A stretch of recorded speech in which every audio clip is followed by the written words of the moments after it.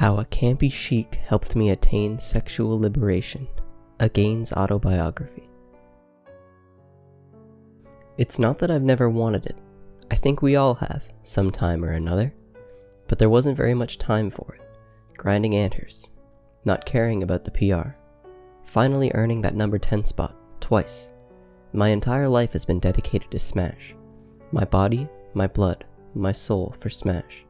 I was trained to rinse, not to be sentimental. Sentiment, this word of destruction, could grow to be stronger than the best rinsers. If we were rocks, sentiment was the incessant pounding of waves. If we were blades, sentiment was the rust. And yet, I'm lying down. How long since I've been out? I've been moved. The ground isn't wet, neither hard or cold. It's warm, soft. Probably lied here for a while now. I open my eyes. 2 circles of light on the ceiling. I can't move. My eyes can, though. Surgeon table. I'm naked. A cool draft blows into me. It's cold. I look downwards, and I see the rest of me. Little Luigi. Only, it's not so little. It's ramrod straight. A little flagpole without its flag. Why am I naked? Tons of questions now. This isn't right. He steps into the light. There it is. Fuck that pleb. I won't be his stupid plaything. No more. Jester, kill me. My voice is hoarse and throaty.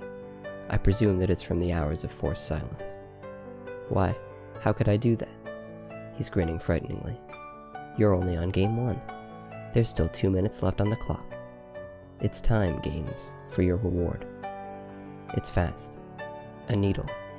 The tip is aimed directly at Mr. Flagpole. I go rigid. Can't move. Won't move. Don't move. It's a little ticklish, to be honest. The needle goes up. It nears the tip. It's not satisfying. If he wants to turn me into his woman, he better do it faster. I say it again. Kill me. Louder. Rinsing voice. Commanding. Unwavering. He smiles. The needles continue. I can't stop it. My body reacts to the dangerous, exhilarating. Pleasure? No, torture. A vein throbs. He presses the flat side against me. I hiss. It's... fucking God. What the hell is going on? Cold steel pressed against my warm cock. The contrast creates a feeling of exuberance. It involuntarily twitches. God, this isn't right. He whispers to me, a chilling, soft voice near my ear.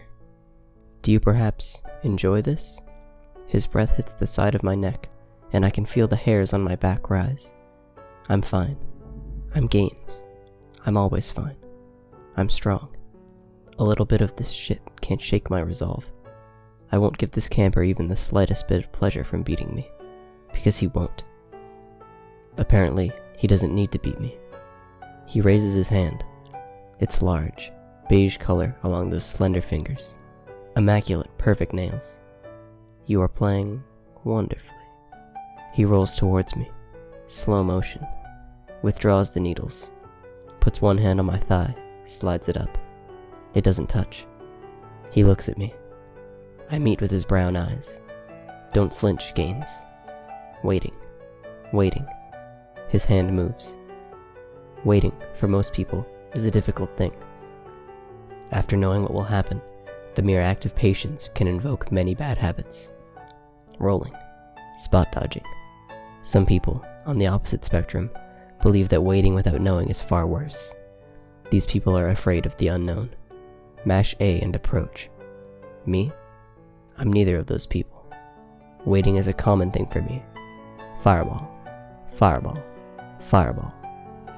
Patience is key. For me, the worst is what happens after the waiting.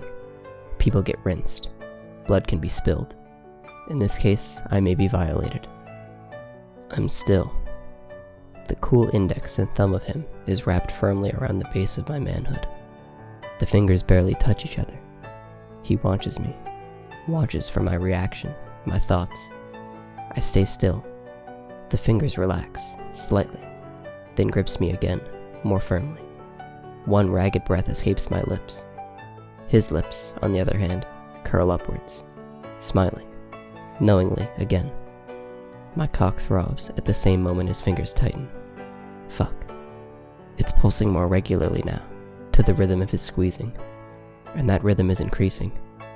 It's much faster now, but his face remains impassive as he stares down at me. I glare back up at him. It's another waiting game. In the unmoving silence, it's now that I notice I'm breathing hard. I force myself to calm down. I'm fine. But I can't calm down. Some say that a man's brain is in only one head at a time. Right now, my skull is probably empty. He shakes his hand slightly, flinging drops of precum this way and that way from the tip of my member. He tilts his head downward. It's about a foot from the closest part of my body. He opens his mouth, and his tongue comes out. It's sudden. My entire lower half is warm. It's pulsing on its own. The tight grasp of his fingers, the flick of his tongue, and the gentle squeezing of my testicles. It's all too much to handle. The tongue wraps around the tip of my cock in a vice grip. The tip of the tongue flick back and forth atop my tip. I can't help it. Vividly, I can hear myself moaning in that bliss and pleasure I know isn't right. I can tell I'm yelling in ecstasy whenever his hand completes a cycle and his tongue touches my slit. It goes on.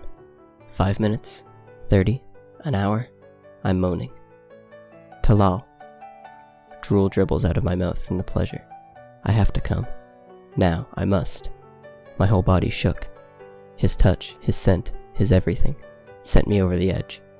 I clench my eyes shut, tears softly falling down as I get ready. I blink. There is no contact on any part of my body.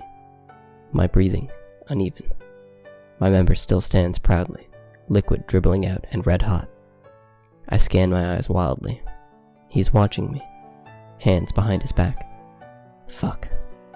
This is a disgusting game. Horrible. I yearn for a touch. Any touch.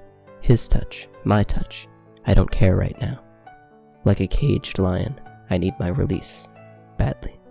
He looks at me, as if reading my thoughts. His voice is soft, almost unheard amidst my eternal screams. Game 2.